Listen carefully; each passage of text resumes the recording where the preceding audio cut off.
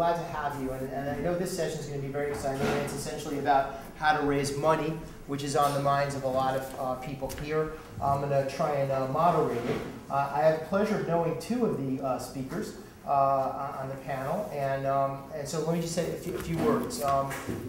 Right now, and I'd love the speakers to keep this in mind, right now when we talk about business plans and going to investors, we think about how we tee up our value proposition, how we present and tell our story.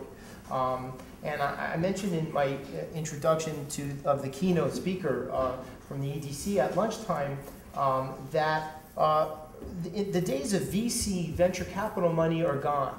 In the old economy, venture capitalists would give money to 20 companies with the complete expectation in many respects that 18 of the 20 would fail. You say, well, gee, that sounds like a strange business, but that's the kind of, ask any VC, that's the plan. And when they give you your money, you say, well, gee, so you're taking equity in my firm, and what if I don't make it? They say, are you stupid? Take the money. Why are you asking when you're going to make it? And if you're the two that succeed, success was defined in the old economy in many respects as an exit. So now you wrote a mission plan, you wrote a plan, you have a concept for the future, a concept for your employees, and you now just got an exit. And if you would ever say, well, why would I take an exit? They would really say, what, are you kidding me? Right, if you're the two that success. So those days are over. I would argue, and many would argue, that now in a new economy, success is not defined as an exit necessarily, but as some of the fundamentals that are called for in a business plan. Success is in fact sustainability. How are we going to sustain? How are we going to grow? How are we going to scale up? Not just how we're going to survive in a challenging economic time, but what are our plans for the future. So I love to hear what the speakers look for when they read business plans, how they tell a story. I'll introduce the two that I know, and then I'll ask the one that I don't know to introduce myself. And then we'll have, I hope, a lot of discussion. I'm really excited to hear some of your stories, what businesses you own. So at the end of the table is Mark Weiner. Mark is an advisor, sometimes is involved in his own deals. He places small to large capital projects, projects in the $50 million range, but also small business projects. And Mark, from my experience, is involved on the consulting level, helping you tell your story, helping look at your product. He's an attorney and has had tremendous experience around the country and even globally raising money in the capital markets.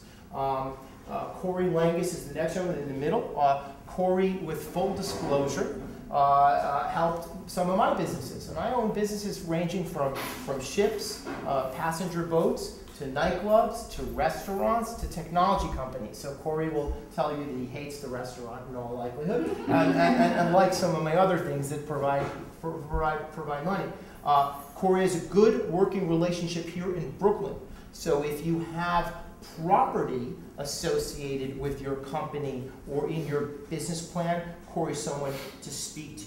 By the way, before I say something, the next panelist, I do want to point out that today, your host for today, the Brooklyn Business Center under St. Nick's, they're a tremendous resource. So you had sessions on QuickBooks, they've got sessions on bookkeeping. And they want to help you not only in terms of entering a business plan competition, but they want to hear what you're doing, creating jobs here in Brooklyn, and fostering the local economic growth. And so the next gentleman, why don't you introduce yourself? My name is Ryan Mack. I'm actually a stand-in, the president of Outbound Capital Management. My business partner, the CFO of my company, actually does the business capital raising for our firm. I deal more with personal finances, but we help individual companies from the sweet spot is mostly from $10 to $25 million in revenue to raise and procure capital, even to the small business that's just starting up. We do assist those companies as well. And he always says, pray, plan, build, and protect, praying about your company, making sure we can try to ensure success, planning for your company, building it, and then securing and protecting your company's assets. So we deal with that. I guess I can speak a little bit about from his end as well, mostly from the personal financial end in terms of how I started this company to help build this business and making sure it was more successful in maintaining it, and you say sustainability, making sure that Optimum Capital Management did have a sustainable business model that at the end of the day could keep food on my table. So I can speak about that as well. Is anybody here involved in some of the St. Nick projects, like building affordable housing? Anybody in the building industry? So I recall you're in the construction field, correct? And so that and what other, just to get a sense of what other, how many of you, I'll do some mass questions first. How many of you have business plans already written and have presented them looking for funding? Only one. That's interesting. So there were many business owners, but only one or two has a business plan. And how many of you are operating more than a year? Okay, so most of the folks in this room are brand new businesses. How many of you are thinking that your business is going to do over $1 million in sales? Okay, for everyone who didn't raise your hand, lie to me. Or pray, like this gentleman said. That's okay too. So how many of you are thinking that your business might do more than $1 million? Better, we're improving. You see, the learning process is continuing. That's terrific. Okay, and property associated with your business. I'm asking that because I'm trying to think about what to ask the panelists. Anybody have property associated with your business? Really, what kind of property? My co-op is built 5 apartments. That's terrific. Beautiful, beautiful. So you're someone who brings that to the table when you have a dialogue with some of these folks, because that can help you mitigate the risk for a potential investor and may make it palatable to get more money. And maybe we could even have you have an exchange of really ideas in front of people or not with Corey. There's another gentleman who raised their hand about property. Someone in the back? I just have space in my home.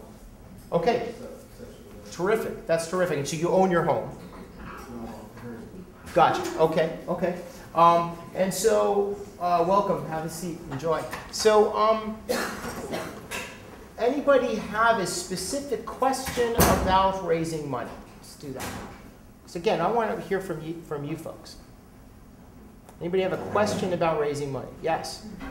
I guess for me, it's basically what are the fundamental information you're looking for in order to, I guess, what makes a decision for a venture capital and investor to invest in a company? Is it just the fundamentals of the potential value of the revenue, or is it more of like today we're here because of the green focus? Tell us a little bit about your business. Well, I'm developing a business in business development outsourcing, where my hope, I've had a successful career in helping companies sell their products to the financial services sector within banks all the way up to big energy trading firms.